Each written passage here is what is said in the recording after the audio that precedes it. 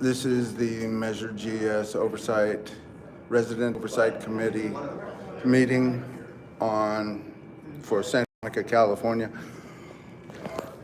on September 3rd, 2025. So it might not be too much entertainment, but this is for the record.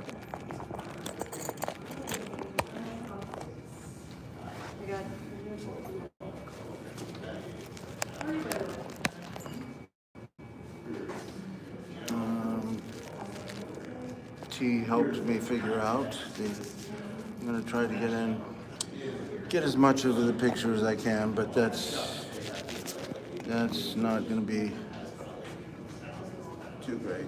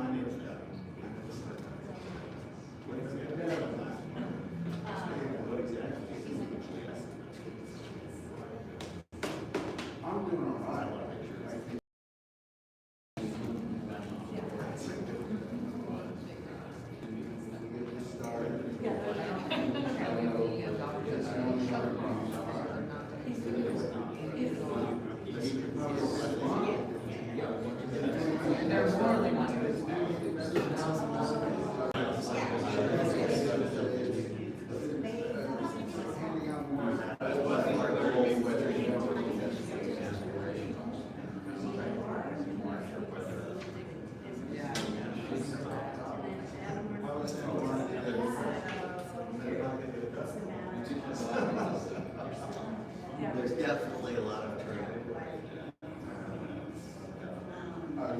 Hey, how's it going?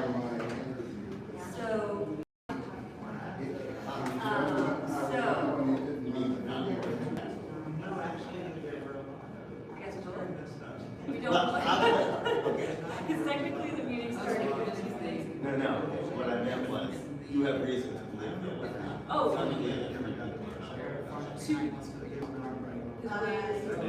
Oh, wait. So it's Renee.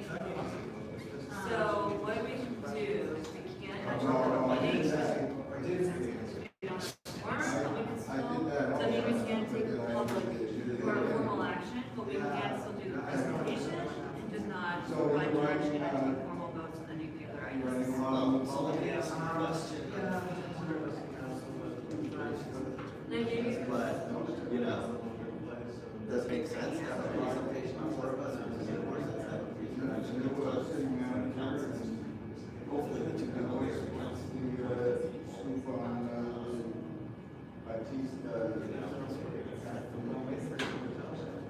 That's my budget, we're here. Yeah, especially in it's a. My only concern is that they can come back. Well, it's a program, and it's a program that's already funded. Yeah, but it's not actually, Well, we are starting, we're starting to do work on it. And so the design phase. yeah, design. But the program exists. I mean, I'm perfectly well, like I'm here, I'm just not certain, and then most, we think that's sufficient. The rest of it, I'm happy to do it, but I'm also not interested for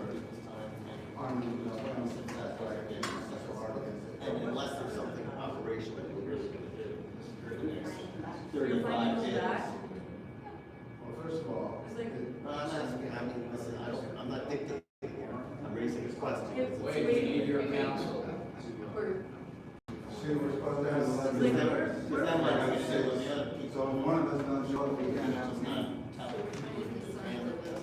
Well, I don't know, I'm also gonna be. Because it's also not, I haven't tried to listen. I mean, we can't have a meeting. Has anybody tried to listen to it and see what they're even The other point is that hopefully there'll be new Well, I'm fine with members it anyway. And so we should have some kind of program to summarize to catch them up. So the people who aren't here aren't going to be any different than the people who the council appoints supposed to be 11, so we have for whatever it is. It's 11 and we have 6. Right. No, we have 4. Oh, no, I mean, yeah, 6 appointed. No, but we only have 4, we have 4 of potentially 11 people here tonight. How long is, I mean, so we can ask all the questions, whatever, but what are we gonna say when the other people say they want to hear about it too? Either invite them back, because we're gonna have the same. I understand, so that's what we're gonna end up having to do. So Right, the but question we- is, but- does it make sense to have people come back and just do it next month? Sure. Well, So- then that's the question whether we should have a special meeting before the appointments of the other hopefully 5 people. Well, everybody agreed that they could But make it. we decided we wanted to have it. Yes.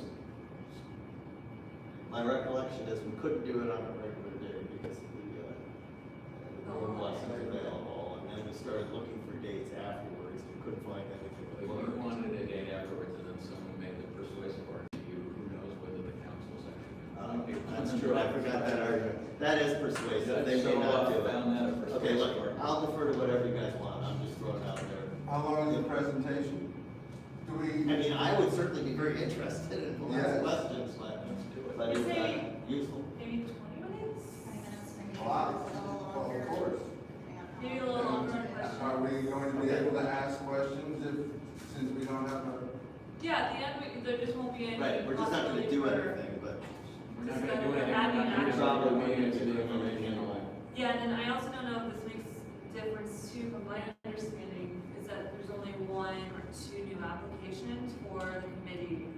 There are more than that, I just don't know. Whatever reminded me of the point that I did find persuasive, because I know that these are always the last thing on the agenda, So we need more members, so you can Okay, write in the. so you've all convinced me, that we let's need just more go ahead and do people to what we apply. can do And and go from there. we're happy to come back and provide updates, because there, we have to Okay. roll this out in a certain amount of Let's time. rock and roll. All right. You, as certainly persuaded me, so. Oh, well. Now that it's on. So somebody will, all right. I didn't get the memo. Oh, no. Well, no, they're just gonna speak, okay. Sorry. So, tell me when we're ready to start the meeting, such as to do whatever you call it. Not really a meeting, but. For us together to get down here. A group of citizens. Tell me the point at which you're gonna turn on the, okay. So we Okay, won't be- so everybody, hang on. So that everybody knows who's in the room today, we do not have a quorum. So there's not going to be an official meeting of the committee. Nevertheless, we can take the 4 members who are here. We'll be happy if anybody, when we get to the point of the agenda, the public wants to make comment. We are gonna listen to the presentation from staff, and we can go through all that. It's just not an official meeting and no actions will be taken. And we wouldn't be. Did I have that correct? We wouldn't be going against the, this with just 4 people. No, because As long first as- of all, we could talk about anything we wanted among the 4 of us. Anyway, you are right, I suppose, in a sense, we're talking among ourselves, we're almost forming a Brown Act group of the 4 of us, on whatever we're gonna be talking about here. But what's our burn item? No, there's no question that that's okay. I'm just saying, we are committed, and I think you make a good point. That I think, since this is not an official meeting, this is the same as the 4 of us just talking among ourselves. And therefore,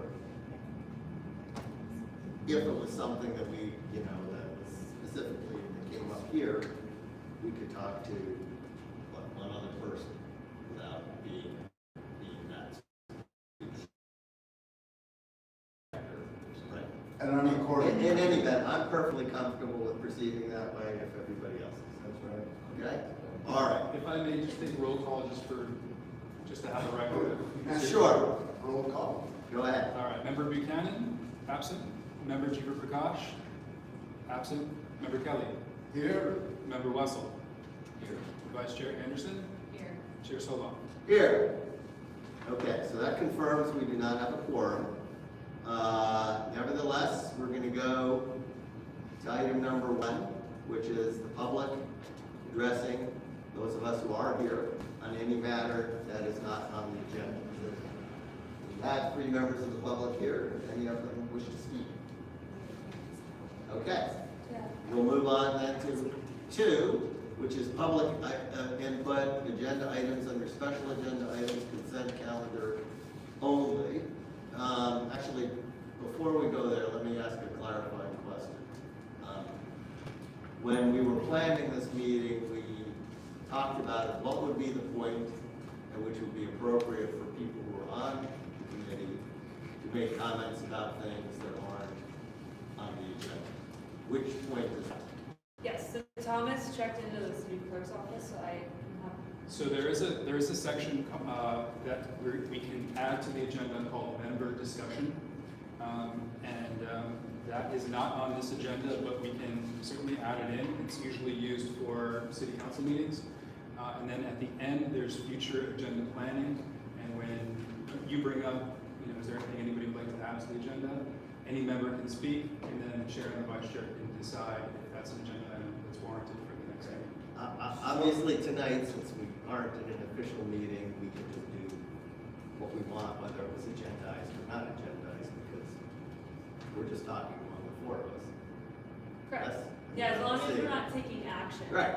So, but normally when we do have it, what point on the agenda would be that member discussion? It'd be 13B. Okay. So nothing until 13B would I start proposing and asking questions and stuff like that? About issues that aren't on the agenda.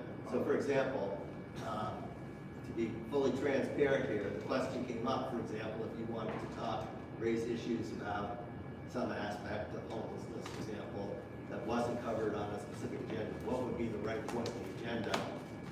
Because we want to make sure you and everybody else, there are things that I would actually probably report to folks about what's been going on the agenda too. So, but I think tonight, since we can do it at the end, that doesn't mean that anything that's actually on the agenda, So obviously we can discuss and ask questions.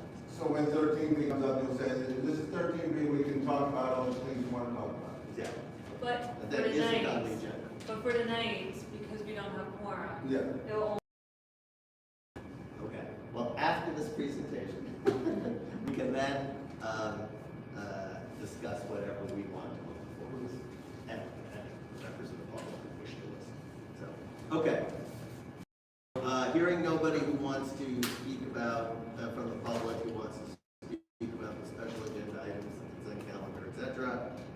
We are now going to go to special agenda item 3A, which is a presentation from city staff on existing city-funded eviction prevention programming and the upcoming renter protection program.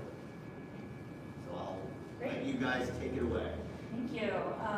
Just as a reminder, presentation, no action, but we're happy at the end of the presentation to do questions and answers on the presentation. So tonight, I'd like to introduce our speakers from across the housing and human services departments.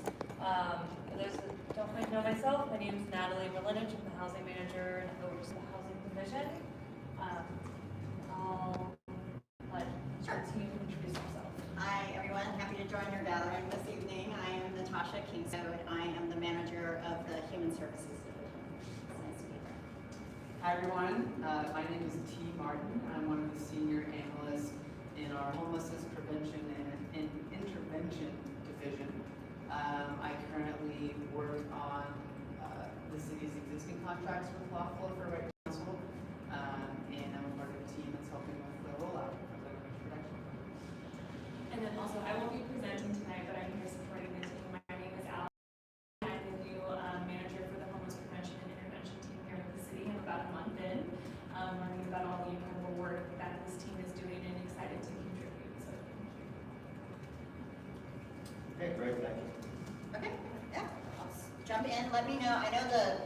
I find that the acoustics in here are not great, so if you cannot hear me, please just raise your hands. So what we'd like to do this evening is set the table on what the city is currently doing to protect renters and vulnerable populations in Santa Monica. And then from there, we'll move into your charge of what we plan on doing with the Measure GS funds in terms of an expanded right to counsel program and flexible financial assistance program. So we'll go over briefly what our city attorney's office is doing, to the consumer unit is doing to protect tenants, how they can be of service and are of service to our community. T will go over our current right to counsel pilot program that we contract out to LAFLA, or Legal Aid Foundation, here in Santa Monica. And then I will talk about our Human Services Flex Fund program, which is a flexible financial assistance program, but it's gonna be and is different from the program that we're gonna move forward with a Measure GS fund. So we'll talk a little bit about the difference. But first, if we can, let us go into what we're currently doing, and then we'll talk about expansion and new programs. Thank you so much, Natasha. And as she said, we want to kind of give an idea of the universe of existing supports for tenants who are facing eviction.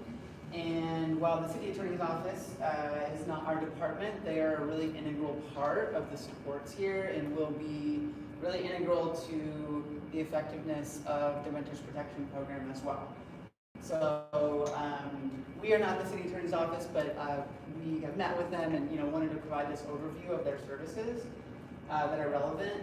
And I'll also say they have voiced openness to come and share in detail about these programs, but this is just an overview to give a sense. So the city attorney's office, their consumer protection unit is the unit that focuses on tenant protections for Santa Monica residents. It's staffed by, as you can see here, 4 attorneys, 2 investigators who follow up on reports of tenant harassment, and 1 legal assistant. And so they're really charged with being the enforcer of our local and state tenant protection laws. So you're thinking about LAFLA, Legal Aid Foundation, they're the legal advocate for the individual tenants, and the city attorney's office is the enforcer of the laws, and they represent the city in lawsuits that have to do with tenant protections. So some examples of that here that they wanted to highlight is they've done multiple lawsuits that have been involved with source of income discrimination. So these are individuals who have Section 8 vouchers, but who are not able to lease up at apartments because landlords are discriminating against them. And so they've tried multiple cases where they've been able to get that tenant into that unit and made it so that the landlord can't continue to discriminate in that way.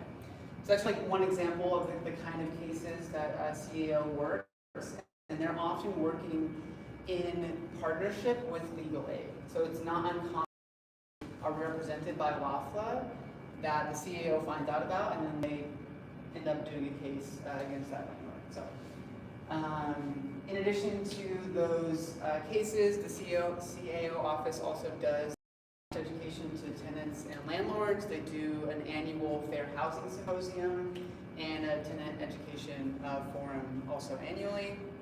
And like I mentioned, if you want to know more information about their programs, they said they're come here and share, and you can direct any questions you have immediately to Romy in the city attorney's office. So that is the city attorney's office, and now I'm going to transition to the current right to counsel pilot. So this is, again, the right to counsel pilot that we currently have in place with Legal Aid Foundation. It began as a pilot actually in the city attorney's office in 2021, and then it transitioned to our division, Human Services, because we had an existing relationship with LAFLA with another contract. And so this right to counsel program was initiated response to long-term demand and specifically in response to waves of tenant concerns and evictions after the COVID-19 pandemic. And it supplements an already existing contract that the city has with LAFLA to provide legal services in the community. So we basically have had a long-standing partnership with LAFLA doing work in the community around housing, but also around family law and domestic violence and benefits. And this right to counsel pilot supplemented that with a contract specifically focused on eviction prevention. And this pilot has been funded through federal home ARP dollars that came also in response to the COVID-19 pandemic, and county local solution funds as well. So this pilot was contracted and funded to run through fiscal year 26-27, and its scope has been at 2 attorneys, which we'll get into in a bit. So essentially, Measure GS and the expansion of right to counsel expands the scope of services to include 5 more attorneys, and then it also allows the contract to continue beyond 26-27. So that's the extension and expansion. And clarify, it's 5 attorneys total or 5 additional? It is 5 additional attorneys. Yep, which we'll get to that, to a more in-depth breakdown of the expansion. These are just some kind of figures to help give you a concrete understanding of the impact and the scope of the current right to counsel pilot that's operating right now and has since 2021. Its budget for this last fiscal year, as you can see here, was $545,000.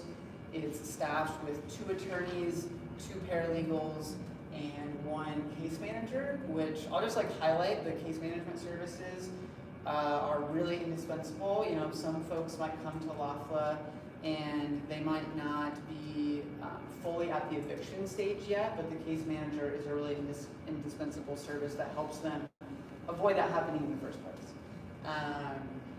And just some quick points here on programming. Obviously, LAFLA is providing legal representation, case management, as I mentioned, tenants' rights workshops in the community that act as outreach. They also have monthly community office hours at Virginia Avenue Park where they meet with tenants to discuss housing cases. And they also assist closing out eviction cases with rental arrear assistance through our flex funds, which we'll talk about in a moment. And just one more piece on the right pilot. This is just a kind of snapshot of the impact the program has. This last fiscal year served 263 Santa Monica residents, 73 full scope cases. So it usually works out to each attorney carrying around 40 cases in a given year. And as you can see here, actually 100% of those full scope cases resulted in a positive legal outcome, which is defined as either that individual remained in the apartment that they were being evicted from, or LAFLA was able to negotiate a soft landing, which means that they were able to move out somewhere else without an eviction on their record. So it's really, truly a joy to work with this program on a day-to-day level. The really life-changing resources that folks get access to and how it allows them to stay in this community is really amazing to see. So that's kind of a snapshot of the existing pilot, and then I'll hand it back over to Natasha to discuss our flex funds. Can I ask one question? Are they turning people away, or how do we know what the maximum caseload is? Yeah, so LAFLA is currently not experiencing a situation where they need to turn anyone away from services. What they are experiencing though is they don't always have attorney to take everyone on at full scope services. So when their attorney capacity is full, they can still offer limited scope services or case management. Yeah. Out of Are we able to ask questions about? I think we had talked originally, it might be best to do it at the end. Okay. Yeah, just to get through all of them, but thank you so much. I've been writing mine down on the slide, so we'll be. Good call. Good call. Mine right here.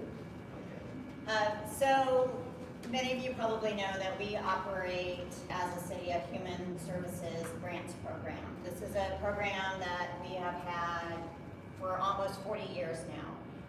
Currently, we grant out over $10 million annually to social service nonprofits that serve our community. Those services help people experiencing homelessness, seniors, people with disabilities, low income, very low income households, family and children, youth and families. Youth and families is my thing, so I don't know why I stumbled over that. It runs on a 4-year cycle, so they can be confident. It's got to be approved by council every year, but there's some stability and confidence that our agencies have with us that we will fund them for 4 years, and then we release an RFP and they reapply. Part of what we've had for probably about 20 or so years as a complement to the Human Services Grants Program is this Flex Fund program. Something that our agencies can come to us with, dip into for their clients. It started originally just for select homeless services where they were moving somebody into housing and that individual doesn't have a security deposit, maybe can't get everything donated, they need some furniture, they need to buy a refrigerator because the unit doesn't come with one, whatever it is, we can step in and provide this flex fund whereby that client could then move into their unit. We've expanded that to not all of our HSGP, Human Services Grants Program agencies, but a select few that provide case management services. So these flex funds are, you can see the eligible uses here.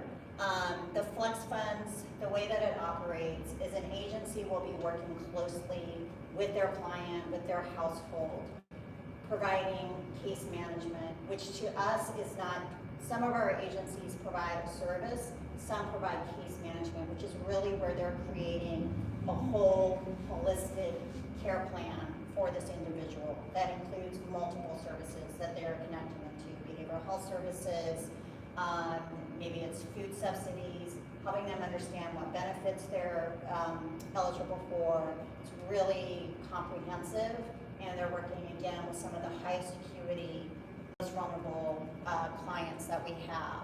When they have one of these needs, what happens is the agency will connect with their grant analyst, or somebody like T or someone else on our team who has a small portfolio of the overall grants program, and we'll say, this client who is a Santa Monica resident or Santa Monica, all of our agencies through the program have priority to serve Santa Monica clients with our funds, residents or otherwise. And we'll say such and such needs decluttering services, for example. Maybe they have a hoarding situation where they might be evicted from their unit if the unit is not cleaned out. So what will happen is they'll complete a form, say this is what my client needs, they don't have the money for it, and the analyst will approve it, and the agency, on behalf of their client, will then spend money on those services, hire a decluttering service, give us the receipts, and say, we paid for this, can you reimburse us with Flex Fund? So it's on a reimbursement basis. We don't cut checks to a decluttering service or property management, to an auto mechanic, maybe who fixed somebody's car and that's their transportation to work. The agency pays and then we reimburse them through Flex Funds. The budget for that changes every year. It's about $150,000, so it's a small pot of funds. About $150,000 out of our general fund that we budget every year. But as you can see, like in the last fiscal year, we spent just under $270,000, because usually we'll have some other one-time funds that we can add to the pot, which we did in 24, 25.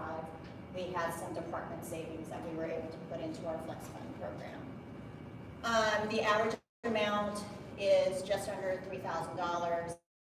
Again, here are the eligibility listed, and the key thing to keep in mind here when you hear about the financial flexible, I'm going to call it FFA because I keep messing it up, flexible financial assistance program, is that these clients or these funds must be attached to a human services grants program agency.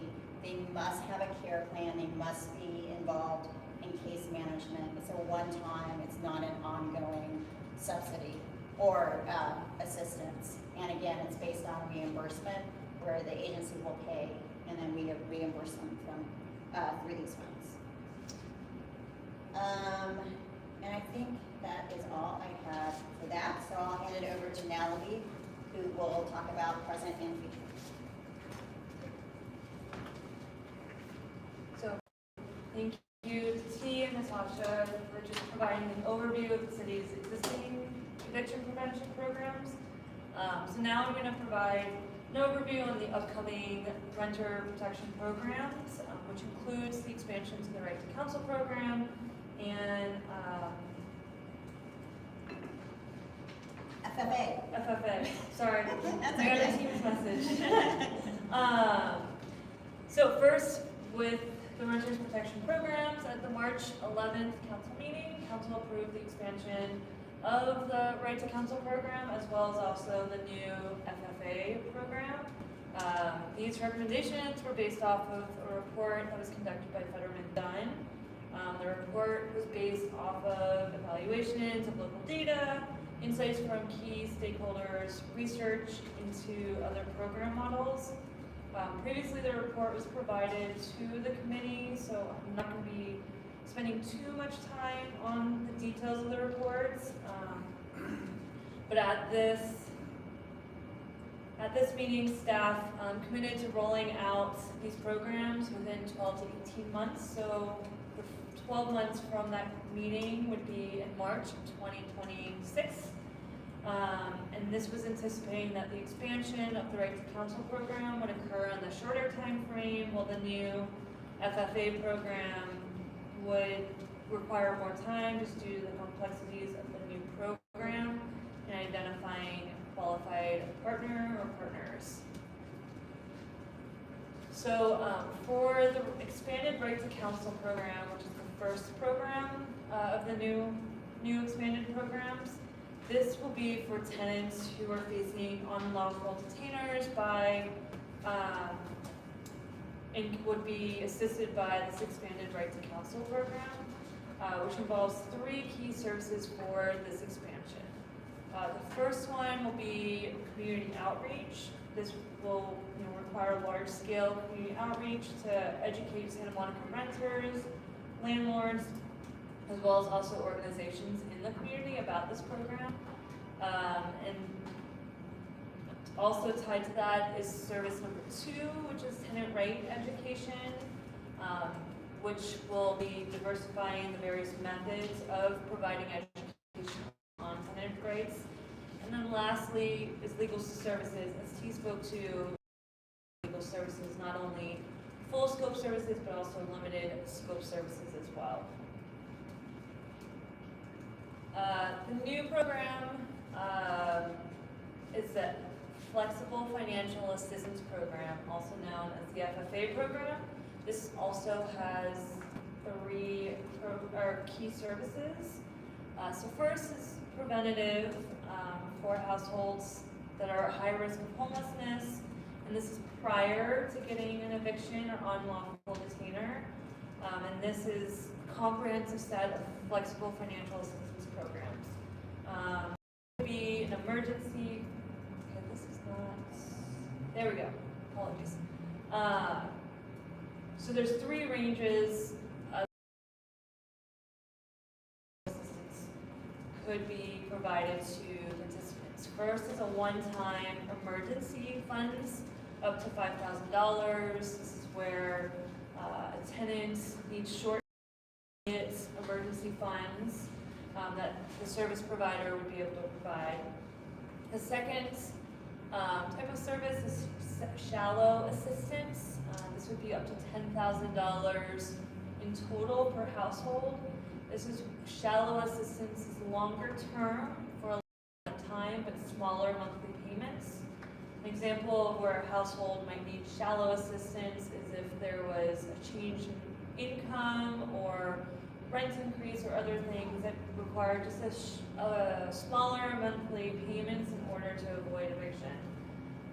The last one is deeper assistance. So this is shorter term with higher monthly payments. So this is where if a household needs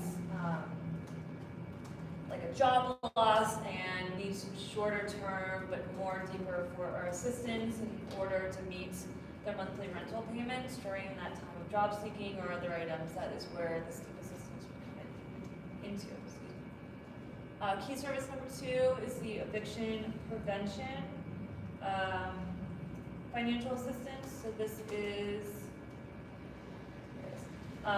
is tied specifically for those participants who are in the Right to Counsel program. And this is financial assistance for those that have received an eviction notice. So as T mentioned, during our existing Right to Counsel pilot program, there are cases where there needs to be financial assistance with either a settlement or transitioning to new housing to provide that soft plan. So this would be up to $20,000 per household in order to prevent that eviction as part of the unlawful detainer. And then the last key service that is required would be housing stability and case management for renters. That would be tied with this as well. And one key thing that is highlighted is sustainability for participants. So ensuring after they receive flexible financial assistance that they can continue to afford that rent, or there's some sort of stability plan in order to ensure that they are still moving forward. So for both programs, the eligibility consideration is that tenants will need to be residents of Santa Monica. There'll be an income threshold, and then there'll be a vulnerability index that will provide prioritization for these services if there's too high of a demand based off of the availability. Additional considerations for the FFA program, which I spoke about, is sustainability plans, sustainable rent moving forward, and also for one-time assistance, there'd be verification that there was a financial emergency in the last 12 months. And then lastly, this is just an overview of the budgets. So what council had approved was for the Right to Counsel program, $2 million, and the FFA program, $6 million, for a total initial funding for $8 million. $7 million of those dollars will be coming from Measure GS, and up to $1 million will be coming from one-time state pro-housing grant or other resources that are maybe available. Based off of this projection of funding, we estimate for the Right to Counsel program that those funds will be able to serve 200 additional full-scope legal services and hire 5 additional new attorneys. For the FFA program, these additional funds will provide 300 household one-time assistance and 135 households with intermediate assistance, so either the deeper or the shallow assistance, and then 146 households from the Right to Counsel program with eviction and prevention financial assistance. So in total, estimated 582 households for the FFA, and in total 782 households. And so at this point, I'm going to hand off to T and first T and Natasha as Housing Division did the research to help move this forward, and we will now be going through a transition for the Right to Counsel program will be overseen by the homelessness prevention and intervention team. And the FFA program will be overseen by the Human Services Division, given their experience in managing these types of contracts. So with that, I'll hand it over first to Tim. And as you can see, we're getting used to some new acronyms within our, there's been reorganization. So, Homelessness Prevention and Intervention Division is the new division that Allison's the manager of and I'm part of. So yeah, kind of coming off of that summary that Natalie provided of the design of the Renters Protection Program, we're just going to kind of end it with grounding both with some of the potential challenges that we foresee and that we already see with our programs rolling out, and then we're also just going to talk about current updates on what staff is working on to implement these programs. So in terms of potential challenges, it is great. Okay. So in terms of potential challenges, really the top one that we discuss often with WAFLA that's been also a constraint for the existing Right to Counsel pilot has been capacity constraints, particularly around staffing. So as Natasha mentioned, our department has a number of contracts with social service providers in the community through the HSGP grant. It is a problem across sectors in terms of social services that staffing these kinds of programs consistently is a challenge, and that is also true for the legal services sector. The Right to Counsel pilot that we've operated with WAFLA has experienced turnover with attorneys, and it's of course taken time to hire new attorneys and onboard them. So we do foresee that hiring up 5 additional attorneys is going to require a ramp-up period that we'll have to adjust for. We, on our side from the city, that's part of why entering into these multi-year funding agreements is really beneficial for programs, because it allows for a ramp-up period. And we've also strategized with WAFLA around their strategies for hiring attorneys. Currently, one strategy that they're utilizing is hiring essentially legal fellows who have graduated from law school but have not passed the bar yet. There's a program through the state where they're able essentially to work at a provider and provide limited scope support while they're studying for and taking the bar, and that's allowed them to hire multiple attorneys for their contracts with the city. So that's one strategy that we're looking at, but that's definitely one challenge that we'll be working with as this rolls out. And then the other one really is community awareness. WAFLA's services in the community have existed for a really long time, but they've existed at a certain scope, that is about to be expanded by a lot, which really, if the goal of a Right to Counsel expansion is to make these services available to all Santa Monicans, that's going to require, an increased level of outreach, and it's going to require Santa Monicans in the community who maybe aren't used to thinking of themselves as someone who would use legal aid services, recognizing that they can, and that they should, and that they're available, and that they're effective. And so we want to meet that challenge by really leveraging the provider network that we have through HSGP. We've also talked about really ramping up the amount of community workshops that WAFLA is doing themselves and through subcontractors. WAFLA has a current subcontracting agreement with an agency that actually does canvassing in the community, so that's like door-to-door outreach, informing folks of these services.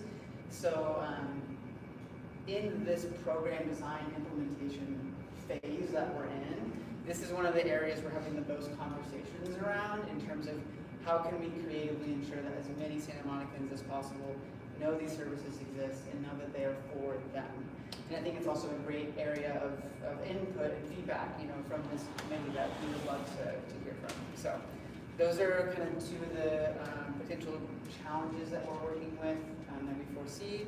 And now I'll pass it to Natasha to talk about implementation. Actually doing the thing, right? Yeah, doing the thing. One of the great things about being a city is that other cities are willing to share the recipe of their secret sauce. There's nothing proprietary really, and so we've had a great experience working with City and County of San Francisco in particular, and the nonprofit agencies that they work with on their Right to Counsel program. It's larger than ours. It's very successful. How do they set up their contracts? How do they operate? How do they do outreach to the community, et cetera? And so we've spent some time talking to various municipalities, San Francisco in particular. We need to go through the process of moving that LAFLA contract from a pilot to a multi-year contract beyond what it is now. That involves getting a new budget from them for the contract, getting a new scope of work, expanding that contract. So that goes through all the different processes that it does with the city, where our finance department looks at it, signs off, city attorney's office, city manager's office, etc. So getting the paperwork done. We also, this is part of the homeless strategic plan that council just adopted in March, when this program also went to council. So it's one of the top goals, and it's one of the most immediate things that we're going to be able to, in a large scale, really hit the ground running as part of that strategic plan. And our goal is to be up and running by early next spring. So that's March 2026. In terms of the flexible financial assistance program, we do have to go through the procurement process of releasing an RFP, having different entities apply for that, scoring that. That's one of the, not downsides, but it's one of the challenges to being a municipality, is going through this transparent public process to secure services like this, and to be able to grant one agency this large amount of money to be able to serve the community in the way that we want them to be served. So we do have to release an RFP. We actually haven't drafted. Our procurement office and finance department has looked at it. We hope that we can release that at sometime soon. It'll be open for a period, and then again we have to go through the scoring process, and then go through a contracting process. When we hopefully find the right entity that can take something like this on. And so moving into that program launch along with Right to Counsel, hopefully early 2026. And now the part you've been waiting for, we're happy to answer any questions you have. So I have one question about the interaction between the two things, because I've talked to Kevin Mitchell at LAFLA, and it seems like sometimes they go to T or someone and say, I've got this person and they need X. So do you envision having two different kind of doors that people could get to you to use the FFA money, both through the lawyers and some other way? Yeah, as we've discussed it currently, we envision that the FFA provider and the legal services provider would have a common assessment tool that has the vulnerability index that was mentioned here. So that it'd be kind of like a no wrong or approach. So feasibly someone could come to LAFLA and LAFLA could say, oh, actually, this isn't the right stage for legal intervention, but you can apply for FFA and resolve this before you get your D. Similarly, if someone went to the FFA provider and it was shown like, oh, you need legal support, they would be routed over to LAFLA. So that's the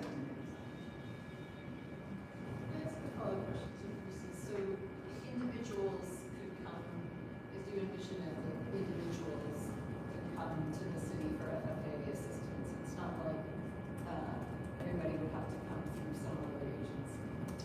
So the FFA is, as Natasha shared, there's an RFP that's being put out for a third-party agency to be administering the FFA program. Yeah, no, I think my question's a little bit different. Okay, so there's an organization that's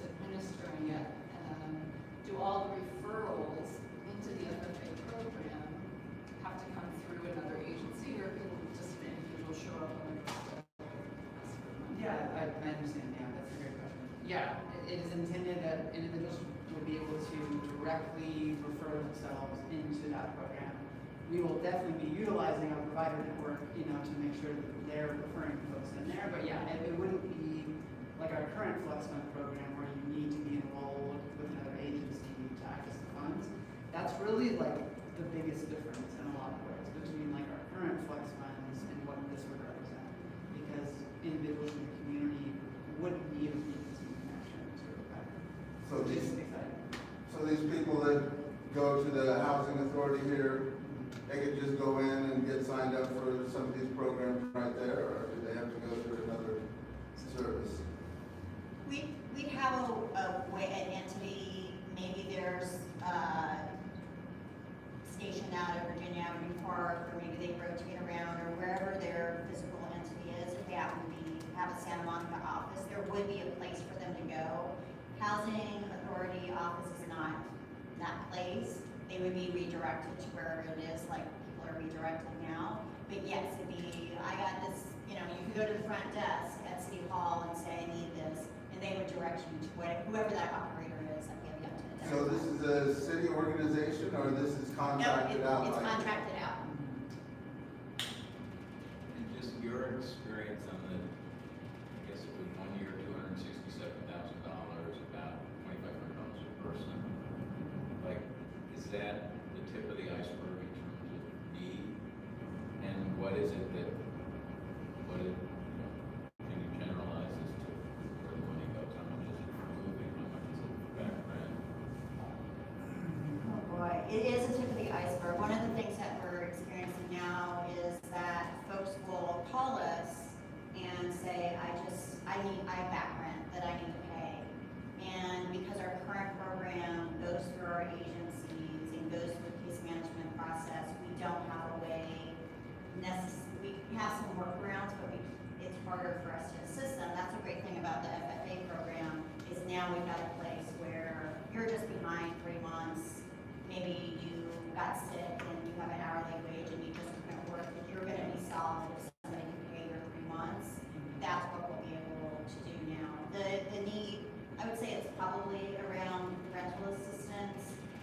A lot of what happened, while some people are fortunate enough that what happened during COVID is behind them, they were able to financially endure it. A lot of people, it still impacts them. They may still be behind on rent. They had some sort of rental payment plan with their property management company that they have just not been able to catch up. There's a rent moratorium, so maybe they didn't need to pay, but it's been past due. These are folks that we can now help. We can't possibly help those folks with the current Plus One program. Now I can't remember. Which I guess if I were to add it, I think like the reason that our current Flex Fund program offers that way is because it's kind of designed to prioritize people who are the highest acuity, right? Who have a lot of different needs, and that's why they already have a service provider, and we're trying to ensure that they get these Flex Funds as a part of their case management. So I think what's exciting about the FFA program is it allows us to get further upstream with our support. We don't want to wait until someone gets an eviction notice to say, oh, now we can like help you with these funds. And that's what the FFA is designed to do, is to be able to allow that individual to self-refer in and resolve that issue further upstream than what we currently can. Who oversees these non-government organizations that you contract to? So there's a couple of ways that we manage it.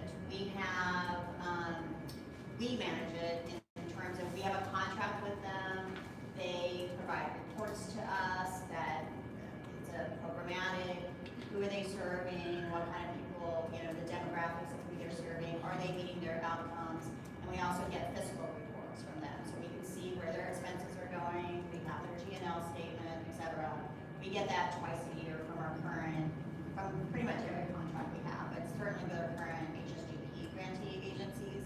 And then we also have an outside entity who's the city auditor, was Moss Adams, or now Baker Tilly, that goes in and audits these programs on a much deeper level than us. So it's an internal audit and it's external as well. Of the 73 cases, how much did the attorneys collect for the 73 cases? And how many of those? I don't understand your question. Do you mean from the landlords? Or do you mean? For the- They're salaried employees, is that your question? The salary, so. Yeah, so they they don't didn't- really- Yeah, yes. So the two attorneys just were able to do 73 cases that year? They just got a salary. They just got Yeah. salary from That's that? Yeah. funded by the city. And what was Yes. that, what were their salaries, the two attorneys? They are at different steps, and there was also staffing turnover. It's not what you make in the private sector. Yeah. That's for It's sure. not what you make in the private sector, which is part of the Challenge. turnover challenges. If your concern is that people are being overpaid, I can assure you. Oh, I'm just trying to see for, I mean, the 73 cases that were actually, that people won in some way. Or how many of those 73s did the people move out of town, out of Santa Monica? It probably would have, yeah, I would say, I think 17 is the number of folks who they moved out. But again, these were all soft landings to where But the they- lawful case management supports them to find families, friends that they can go move with, and they have no eviction on their records. So 17 moved outside of Santa Monica, out of the 73? Mhm. Okay, and the other, And just to follow on Wade's concept, it would seem to me, since it was a pilot program with one attorney and then it was a pilot program with two attorneys, and now what you envision is it would be LAFLA would respond to an RFP or something to expand or. So the avenue that we're seeking to take, because we have this existing partnership with LAFLA, and because they have a really proven track record of supporting folks in the community, is just expanding their existing contract. Which would mean it would not go to RFP. It would just take their existing contract and expand it, which still requires approvals within the city that, we're working through. But yes, it is not. Am I correct? They also already have a physical site in the city. Yes, yeah, they have. a LAFLA physical- already has a physical site in the city. Yeah, they're a third of us, but I think I think a lot of people would have the exact same question that Wade would have, which Sure. is, you've gone from one attorney to two attorneys to now 7, Yeah. and is that 7 too many? Is it like, do we know enough to say, you've given us a partial report, but it'd be great to have a report from LAFLA of, we handled 73 cases Yeah. with positive outcomes. Yeah. That's in a calendar year or a fiscal year? That was this last fiscal year. Right, And- so, So I have a whole series of questions I'd like to ask people Well, to this rather than. yeah, I think the one thing I just want to highlight too is that the Fetterman Dunn study that was done. right, I read that. Yeah, the Fetterman Dunn study, if their full recommendations were implemented, it was $22 million a year based off the demand, other things like that. And what we took to council as staff was that we would evaluate during time to change if needed. Like if we're seeing the FFA program is needing more demand, we would adjust the funds as needed. So I want to talk about two different things. So we have sort of two roles here.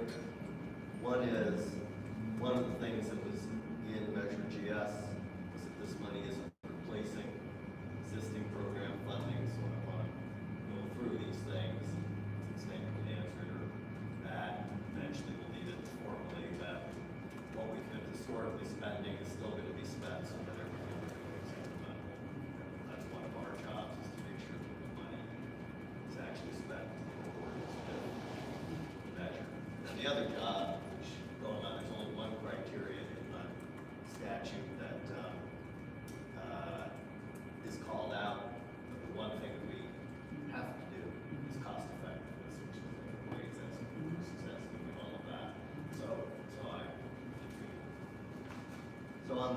So on the city attorney part of that's all the city attorney's doing, and there's not gonna, they're gonna keep doing their thing. Yeah. And no GS money is going to them. Correct, yeah, just wanted to provide that as. Right, no, I understand, I've actually, so on rare occasion, it's not Lafla who's representing the tenant, sometimes it's a private attorney acting pro bono, such as myself, who actually have a case right now where the city has sued the landlord, and the landlord's trying to make the tenant, I represent the tenant, we're still going through that, so I knew these folks before they were in the city attorney's office, and I've worked with them. I can tell everybody that this is, the staff that we have right now is really excellent, all the attorneys there.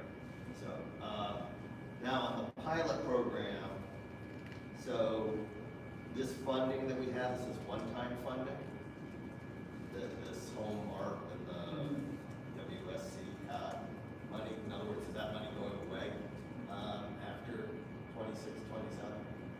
Yes, Okay. because that was the scheduled timeline of the pilot. I'm asking something a little different. Okay. The source of the money to the city, that money will not flow into the city after 26, 27. Or is it flowing into the city, but we're just not gonna put it to this pilot? Those are two different Or things. you don't know.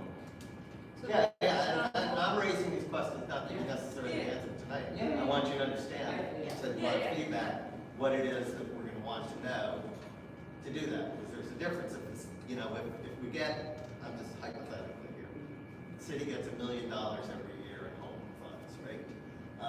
And we happen to choose to spend them on this year, and then people are saying, well, we don't need to keep spending it on that, because now GS is gonna come in. That, in my view, is inconsistent with what the intent of the statute was. It's very clear the point was that this is supposed to be incremental. So that's different from, say, you know, we get a one-time grant, right? That the money goes away. So then the city, if there wasn't GS, wouldn't have the money to spend it anyway. Then of course, then it's not a substitution. So that's what I'm trying to distinguish. So the whole ARP funds were solely one-time funds from the COVID pandemic. Were directed towards this program, I believe. Gosh, you know, they were used for other things. Yeah, but this is one of the programs that it was for, and this is a one-time fund that will not be used. And the same thing with the West Side COG stuff. So the local, Go ahead. yeah, so the local solution funds are, it has changed, it's a little bit complicated, because the way that those funds have come in, it used to be from the COG, it's about transitioning county through this kind of different funding source.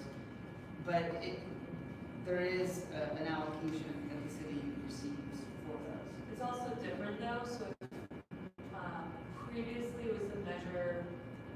Measure H, now it's measure And now it's measure A, and there were different funds with different requirements.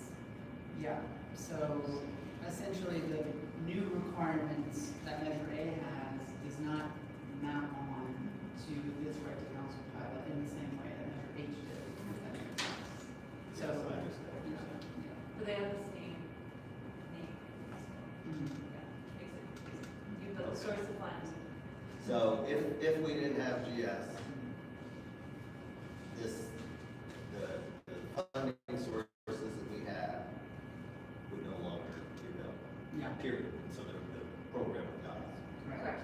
Okay, that's, okay. And then, so now, which I think is mapping on, so you say you have FY 24-25 program, you're giving us some data here. Like, I think you said it started in 21. Correct. Yeah, it started in 21 and it came to our division in 20. And you guys have been getting reports and all of that, is that something that can be shared? Because I think we would want to see those reports that help answer these questions, and also, because I think part of the role, which I think Bruce put very well, is other people are going to have it. One of the important things, our roles is to say, you know, not just you guys have said, whatever, that You've looked at resident it. oversight commission, we've looked at it, we can tell the public, we looked at it, and we agree with that, which I think is probably what's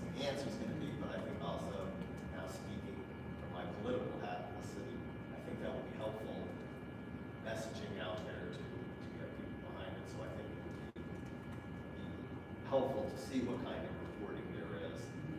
That might also suggest to us, we're holding an advisory body, so the city council will ultimately decide things, but these are other types of information, you know, that we would suggest ought to be collected so that the public feels confident that we're using the money in a cost-effective manner. So I would ask that, because when I look at that, you know, so 263 residents, which is good, it's important to know how many people. There's also a household question, which would be data to have, because, you know, when you're a lawyer and you're representing an eviction, you're representing the whole household. So that's also worth knowing, so we can compare those metrics, for example, to what we're seeing in ULA, which is tracking their metrics. Obviously, there's some differences between Santa Monica and LA, but there are also some similarities. So I think that would be helpful to know. And we could answer the kinds of questions that you're asking. And it would be also interesting to know why it would need such a jump from 2 to 7 attorneys to see if the program hasn't been that successful. I mean, we still have a lot of homeless people on the street. We're still having more people unhoused every day in California than we're having people housed. So if we're spending more and more money on all these programs and not getting people into housing or not keeping people in the housing, I mean, there has to be a simpler way. And these Actually, non-government so organizations. there have been serious studies of this, all of this stuff, that say that this actually does work. We will have to track the metrics, but I would be shocked, both from my personal experience with tenants and from the stuff I've read, that these aren't things that are going to prevent people. And to your point about homelessness, there's sort of two issues. One of the reasons is we're actually, if you look at the statistics, moving people off the streets at better rates than we ever have before. The problem is more people are coming on, even more people are coming on. And also which is why the numbers are growing. And so We're that's the whole also point of this, is to keep prosecuting more people for being homeless. Right. Since Grants Pass versus Okay, Johnson. we'll talk about So, that I in mean, the last that's- part. But So on. if I could please finish my series of questions, Mhm. and then I'll let you guys do your thing. So anyway, so then on the flex fund that we have, so you said we're doing 267,000 last year. You said it's been 150, whatever. It would be helpful to have pre-GS data on what it was, because what we're supposed to be looking at in terms of funding, like this is already, you know, post that, it would be nice to know what was being spent before the measure came in, although I take it none of it None of that is came. investment. No, I understand that, but in thinking about, in fairness, what the right, which is an interesting question, and the lawyers here will think about it later, but it may be, there could be an argument that what we're really talking about is what were you spending as of, you know, the end of 2022 when this was passed. That's what we're preserving. I Not see. that. So if you I have see. more historical data, I would I like. think Yeah, the with one thing to highlight too though, sorry, No, no. is I'd be careful comparing though, because the rent moratorium was still in effect then, and so it might not have been as much as it was now, so I just wanna highlight But- that. They're different But factors. in fairness to thinking about what it is that we should be saying, you know, this much money has to continue going from the other sources to these programs, it would be worth knowing what it was then. Sure, The and I'll fact try that to you raised it provide late, I mean, that's an context. interesting question, whether that's the point, or just anything before GS comes in. But you don't have to answer that tonight. And if they're really talking about 6 million, there's 267. I'm sorry, Bruce. Yeah, I just don't. My hope is, and I have a question on timing, is if we really have millions of dollars to spend on flexible financial assistance, whatever they were doing before in the $267,000 range is peanuts compared to what we should have the ability to do with the GS money. I understand, but we should be building on top of it. If 267 is the right thing, then if 6 million is, we should be paying, you know, 5,700,000 or whatever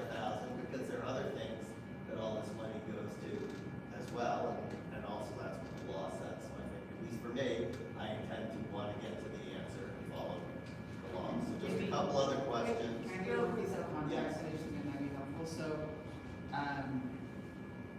with the right to counsel pilot expansion, we're expanding that right to counsel pilot and, to a bigger program. Just wanna be clear, the flex funds we're talking about with the Human Services Division, they will continue to exist independent of the FFA, once the FFA is Okay, so you're gonna keep your Yes. own. Yeah. So, Okay, Yeah. and that would be fine, as long as we have assurance that that program is just continuing. Yes, Yes. yes. At its funding It level, will this isn't continue. replacing it, that It is, answers yeah. the question. Because like we were saying, the FFA is for those folks who aren't connected to businesses. So we're gonna continue to operate the flex funds Got it. in the same way. Okay. And what do you think the timing is on setting up that? The FFA, we have to go through the procurement process. So- We're hoping in 2020, early 2026, maybe at the same time as the expanded right to counsel. We only have 3 more slides. Okay. Finish. So, on these metrics here about how many households we're serving, the renters protection, this one, this slide. Projections? Yeah, renter protections, projected initial funding, so we have households served and the like. But are some of these households the same ones?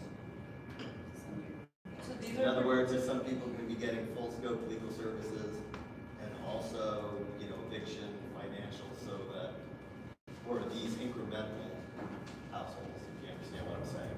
Because we're claiming 782 households need help. Is that really true, or are we double counting some in here? So, it is possible that someone could have received one-time emergency assistance that wasn't sufficient, but later on in that same year, they would need full scope representation. That is very feasible. There's overlap between the programs. And again, these are based off projections, based off of the done reports. So there is a likelihood, there is a possibility, it's in the realm of possibilities that there could be overlap. Well, I'm just asking, because I thought that, Yeah. and I can go back to the slides, that part of this is the money that we're gonna be having the lawyers use to settle the cases or whatever it is, or to help people move out or whatever. The one-time assistance and the intermediate assistance, that I think is the pre-eviction money, but I thought this last one is the Correct, actually you're right. connected with it. Yeah, you're correct, so I mean, It just, I just don't wanna set up wrong expectations, and I also want to start monitoring how cost effective and how does what we're spending here compare to LA or both LA and I guess San Francisco, you think is a comparable to us. I think that's something we want to see, and if it's materially different, there may be reasons why it makes perfect sense for it to be more materially different in Santa Monica, but it's something, we want to know. I just finished writing a 37-page letter to the legislature because their efforts to try and monkey with ULA and with GS going on in Sacramento. And part of the point I was making to them is some of the people who were writing papers arguing that they weren't cost effective, were only looking at the creation of housing units, as if that was the only thing these programs do, and not the thousands of households in LA that were already being helped with all of these different kinds of funding and lawyers and funding their enforcement of their anti-harassment law and all of that. But anyway, the point being able to say this is who's actually being served and how much is a point already of policy debate going on around, and will be important to track that way. And then I guess that gets to my, I'm waiting for two more. Yeah, I do think, it sounds like you're already addressing this, that since Measure ULA is, pouring a ton of money into legal services for LA tenants, whether we're gonna have the same kind of problem that we had with police officers, that every agency in the region was hiring, and so create positions, but not necessarily fill them and the like. So it sounds like LAF was already trying to find some ways around that. But to the point about, I don't think we're gonna go from 2 to 7 lawyers. We're gonna go to 2, maybe 3, Yes. 4. It's gonna take a bunch of time with that, and it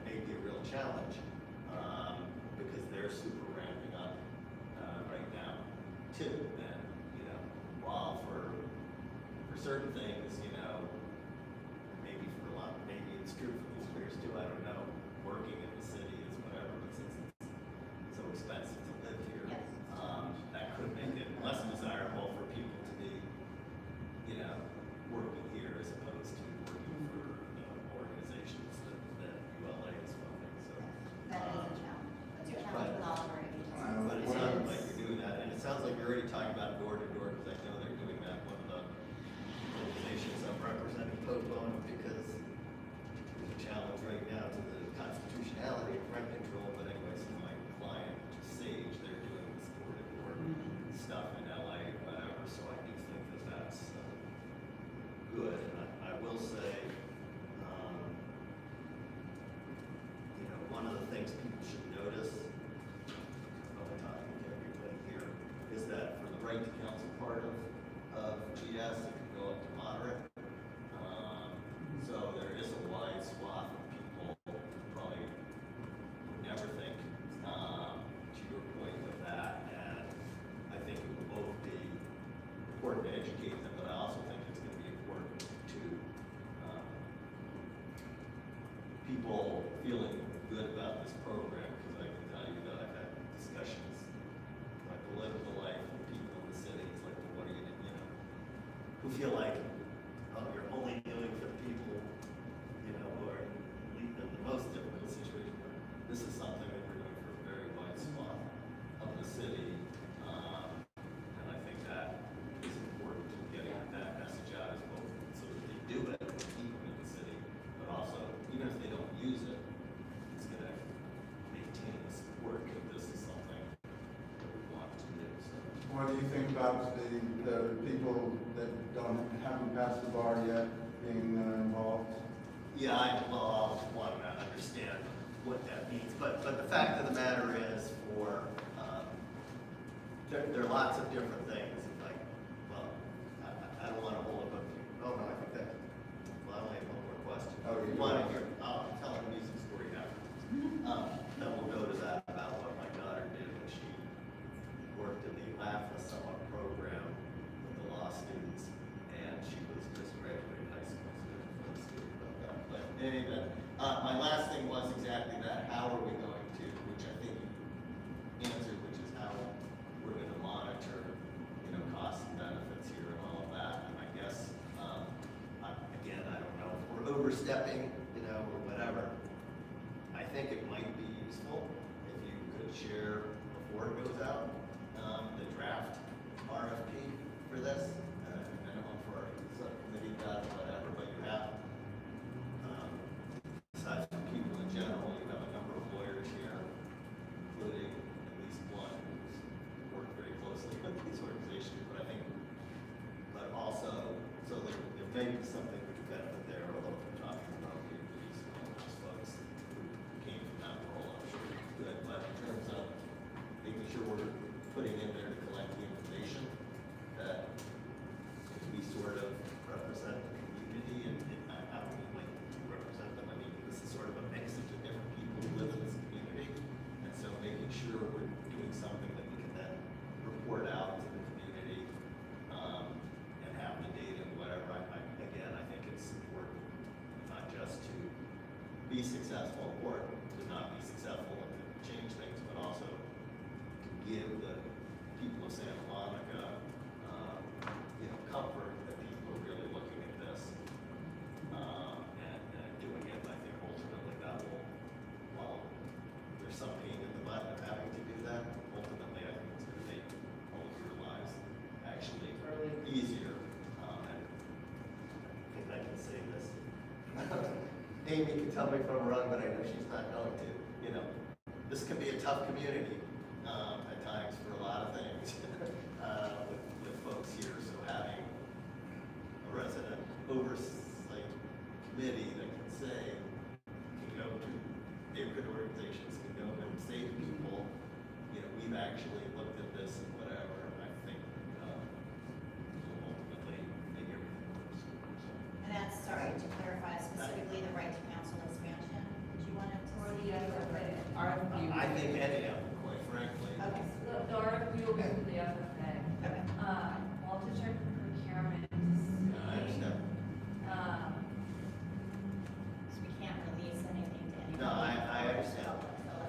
might, yeah, but it That's might- why I said if you can, Yeah. I'm a lawyer and I understand, but, you know, if it's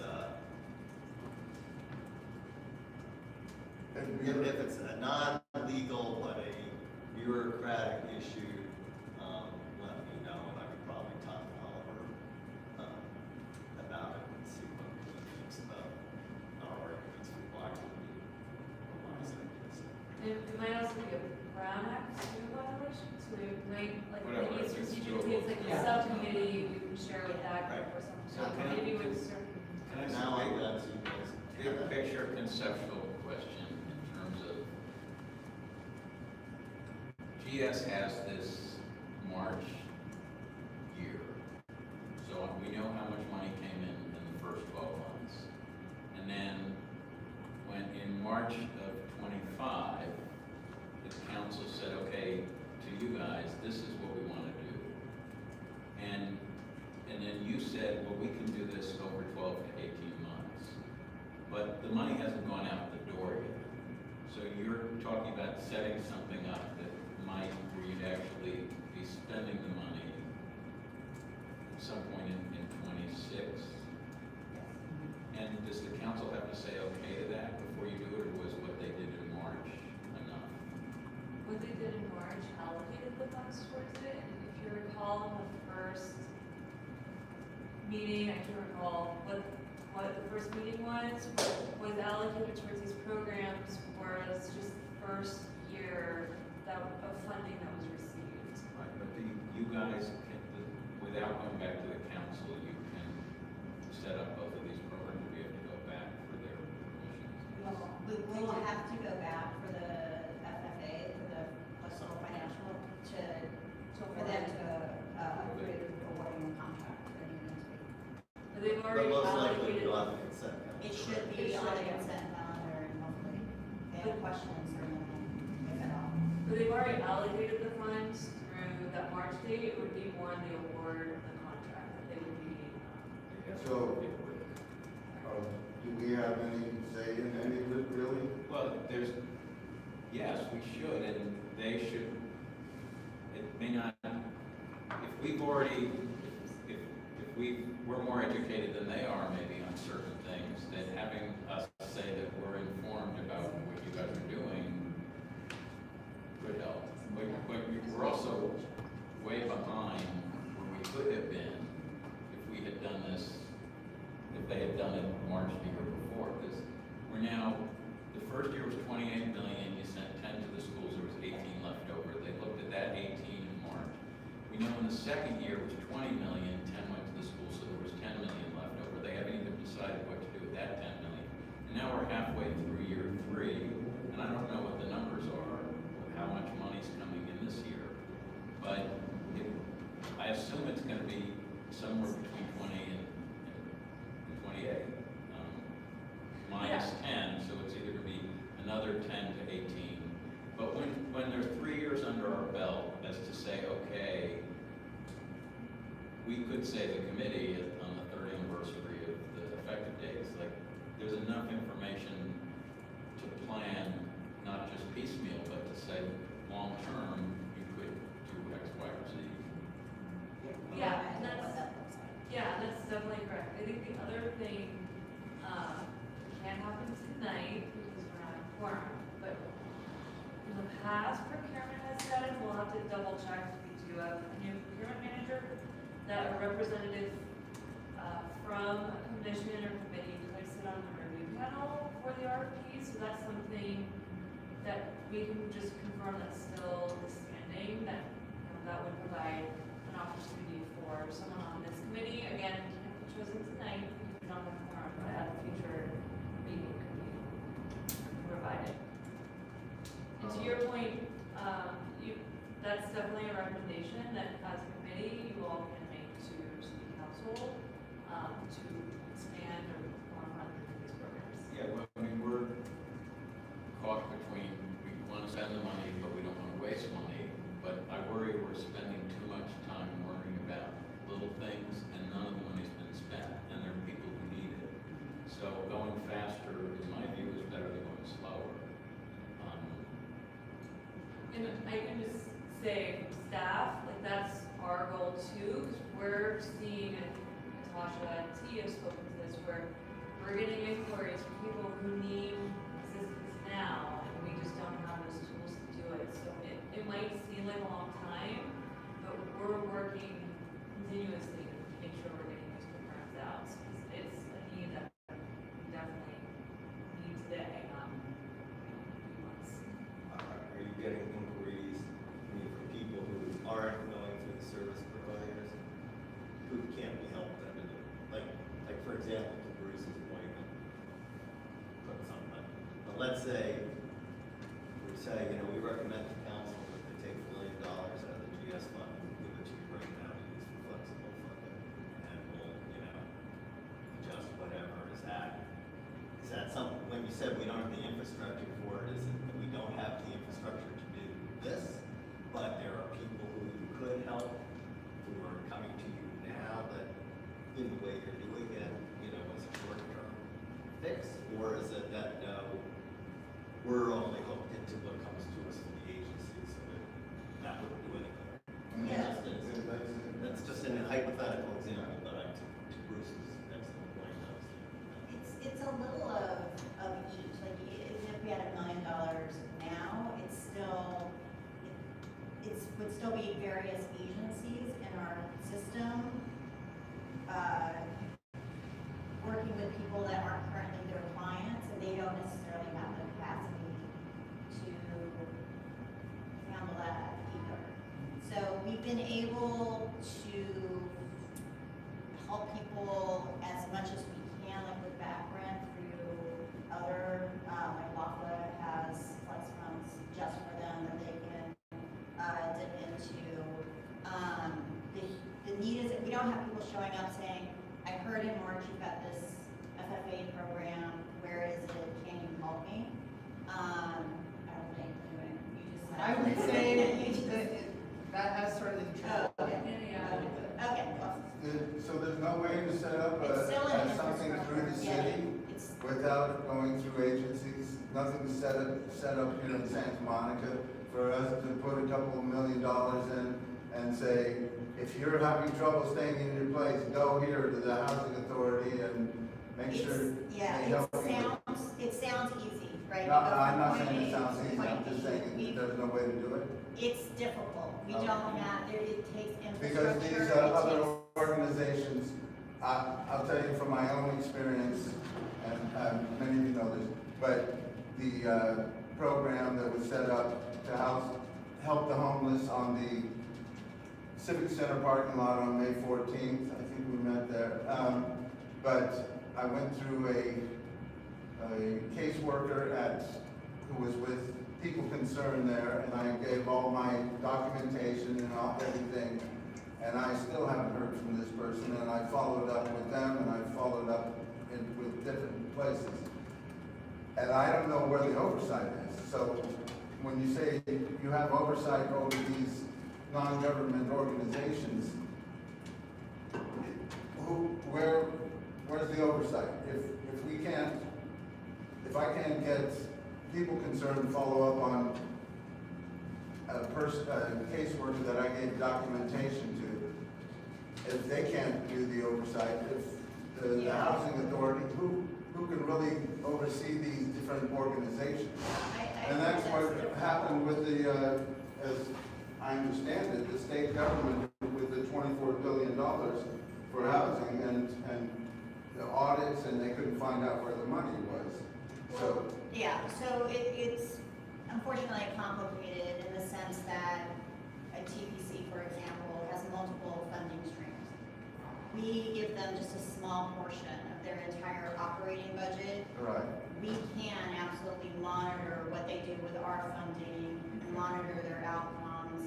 Now, they're a larger agency, like I said, that gets funding from different places. Of course, we're not just interested in what they do for us with our money, although that's our main charge. We want to make sure as a whole, they're able to serve the community here in Santa Monica. It's, things happen. We, hear maybe from clients that either have good or bad experiences, and we work with that agency to find out what what it is, are they having staffing issues, what's going on that somebody maybe has not heard from their case manager, you know, in a while. So the great thing about Santa Monica is we are small enough to be able to almost just walk across the street and talk to our agencies. We know our agencies, right? What's, So you can follow up on the thing that I was talking about. I'll send you the yeah, story. we'll talk about that. But, so you can follow up on whatever money is spent by Santa Monica through these agencies and see Absolutely. exactly where it Yeah. goes. Yeah, So absolutely. that's great. What's hard though to get back, if I can, to but we did, we've twice now had emergency rental assistance programs that we've operated. One during COVID, similar to what LA did, or ERAP program, we contracted that out, to a local agency to do it. And then when rent control units had that 6% bump for like 3 months, we internally, yeah, it was a process, but people were stuck for a while, having to pay an increased amount of rent. We ran that internally by, it was T and I and about 3 or 4 other analysts on our team, and that was a lot, and that was less than $1 million. It was, $329,000. And there were just things we had to put aside that we couldn't do to get the money out the door. It's frustrating. Sitting around It's frustrating. frustrating. Yeah. In fact, if anything, particularly after the reductions in COVID and everything else, that people are stretched to the limit, it's not easy to do. On the note too, if we are ensuring that we're using these funds wisely, like it's not as simple as just like cutting a check. There's a lot of documentation that has to be received, and that is a lot of labor. To make sure it's used correct. I'm sorry. It would cost less to just do it through the organizations, or Yes. could you put it together for the city with more funding for yourselves to put something, It's more expensive for And us. we have to hire people. Yeah, I understand, but and it would be we can't get funds out the door quickly. It's a much more quicker for organizations to front the money and then for us to reimburse them. And for the FFA contract, how long do you think that's going to be? there's also The FFA contract, that would be for a year, 2 years, 3 years? I believe it's 5. Is it 5? Yeah. But I think that goes to the point Bruce was raising, which is, so first of all, people remember when HRA looked back, you know, just the notional thing, if Measure GS had been there, the same sales that occurred for the past 10 years, you know, we had 1 year where we got $15.5 million, and 1 year where we got $125 million. So there's huge volatility, and, you know, because we're small, it's even more volatility than LA has because of that. So, you know, so we had,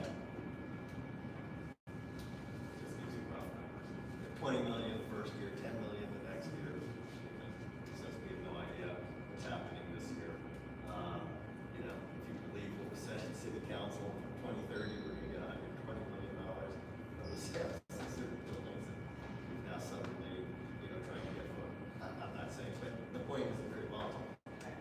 When I looked at the plan, the program, or whatever, is if we're gonna do a multi-year contract, do we know we have the funding stream that's gonna cover that, so is it less than, because remember, only a part of this money can actually go to that, under the statute.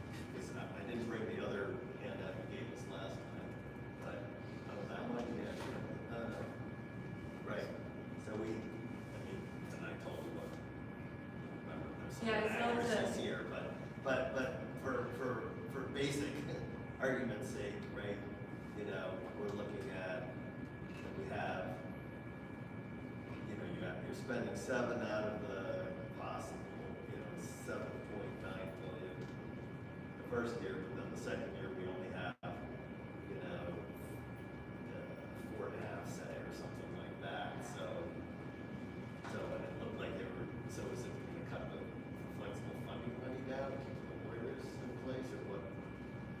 How are we gonna do a 5-year contract? Yeah, well, it seems to me that that's something we could potentially make a recommendation to council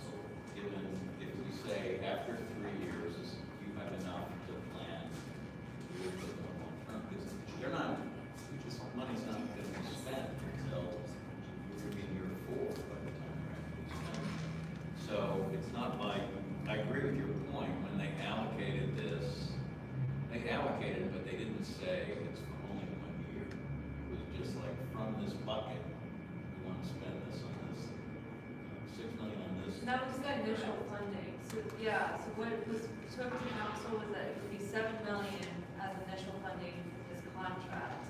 And then it would be, I have to look back at the, I believe it was assessed annually to determine if more funds were needed or if it needed to be changed, like if, the hope is with more FFA funds available, right to council might not be as utilized, it would be preventing duties from ever happening in the first place, would be the hope. So potentially, there might not be as much of a need for right to council and more FFA is needed. So what was approved by council does allow for that flexibility of this.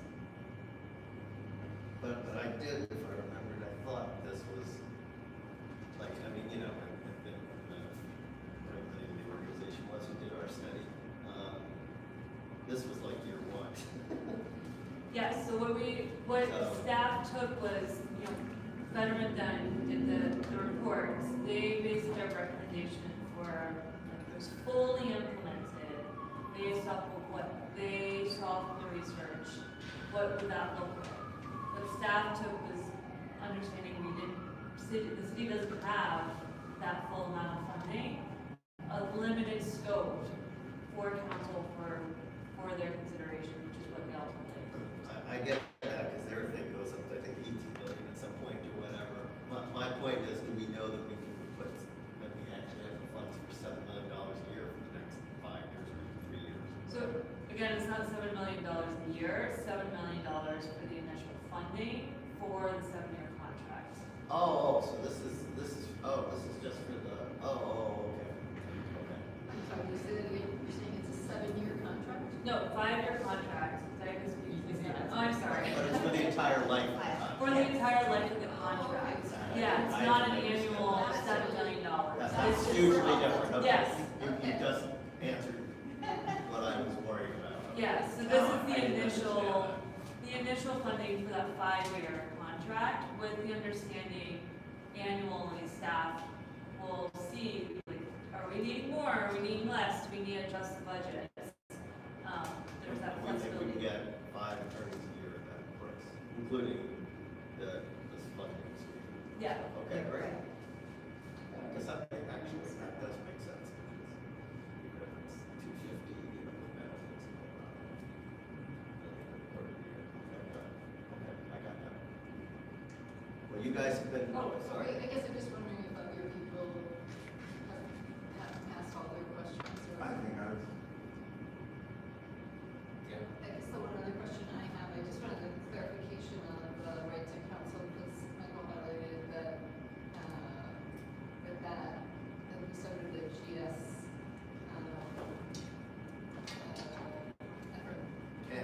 language keep going to moderate income, but is that what you're proposing for the program, this for right to counsel to go to moderate income folks, or is it? No. And what is moderate income considered in It's this? 120% of area. Oh my God. Yes. Yeah. Oh my God, that's just insane. Yes, you'll be Yes. serving moderate income folks. Yes, that's the proposed design. But the key thing is there's the vulnerability index, Huh? that will be part of the, right?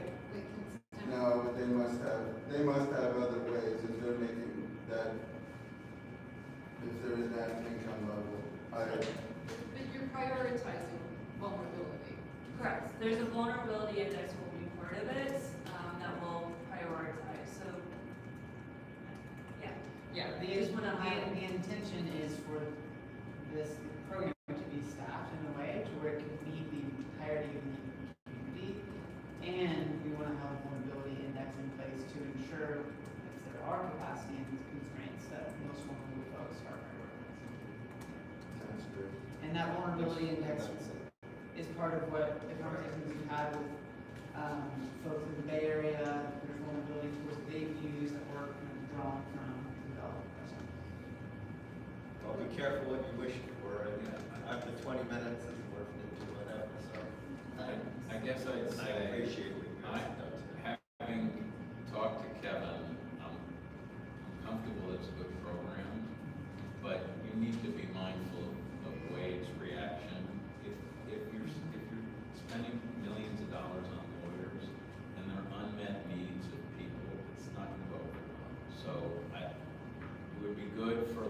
to say it's a program that's been in place since 21. This is exactly what, not just 1 year, right? This is the number of people we've served, this is how we've been able to help them. We're not overdoing it on the legal stuff. We prefer to just send them for flexible financial assistance. We want to be there early before the legal stuff starts and all that. But it just seems like a big number. And it's easier to spend than it is to do the other things because you have all these challenges. Yeah. So if GS has brought in $30 million to the city, or 40, and it's the 3-year anniversary, and the money hasn't been spent except for lawyers, that's a bad one. So It'd be great to see those numbers too, exactly how much was spent and how much was spent before the lawyers came in to save people their place. yeah, you could do it, but you're playing catch up if you're making that argument. I think you need to spend. I'm agreeing that I would prefer to spend money on people than on lawyers, and accelerating helping people. One way to express it. You're paying lawyers to save people's homes, basically their lives.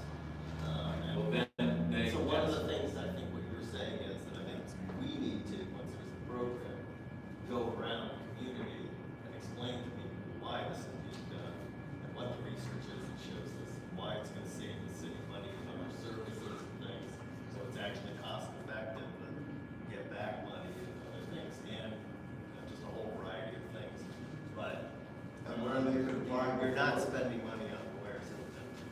If they did 70 cases, 70 whatever, even if that was all they did, I assume they also did limited scope work They did. Those too, were so full. we would want to have those numbers too. But even if it was just that, what was it, $500,000 and 70, 263 people if you did it that way. So for $2,000, you kept each of those persons. That's pretty damn cost effective. Yeah. And we need to make that case to people. I think that you're making it very I feel like I can make that case easier having talked to Kevin and maybe we should have Kevin come in. So way that people could hear on a day-to-day basis what they're actually doing. And it's great to hear that there's a kind of a division of labor where you guys send to the lawyers when it's a legal issue and they send it to you when it's a non-legal issue.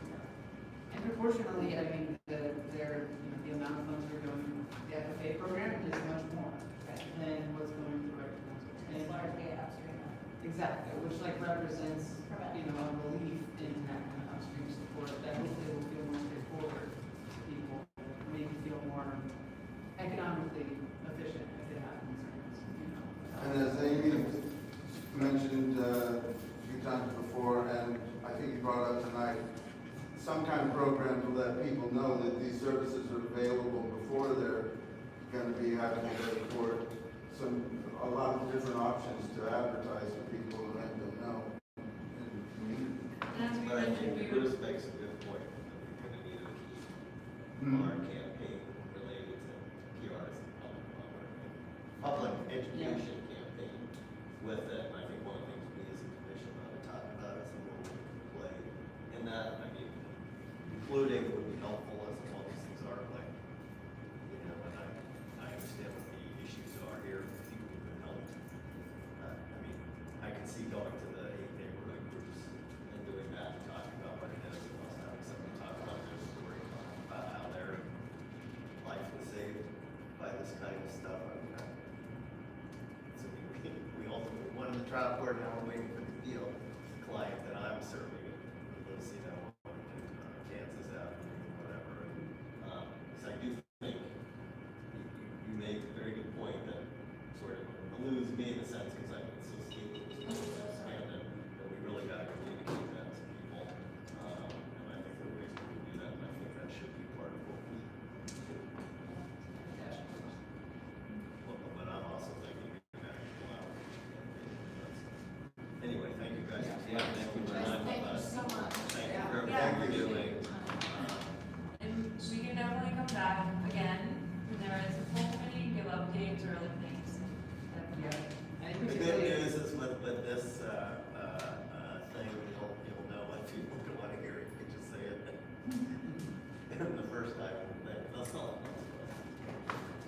So Monday, October 6th is our next meeting. And we should have more members at that meeting, we hope, we try. We expect you to deliver. Yeah. Don't let It's them not leave Thomas without. himself. But if you know of anyone who's interested, have them apply. Good night, everybody. Oh, and Amy, thank you for sending that email. Oh, you're welcome. My I pleasure. did look at it. Oh, Michael, do you see my follow-up? I did see it. Okay. Are you, you're on the So- government thing on the Oh, thank you. up on the emails there? So because I thought this issue, the issue of Sacramento was supposed to be dead for this Yeah. session. Yeah. And then it came back, so like last 2 weeks, I've been, Figure out. like day in, day out now. Yeah. Thank you. Really nice. Oh, they are. And, I started to say, look, I can only do it for trail sales, so have some else. Yeah, well, it was great. You all did fantastic. Yeah, that'd be great.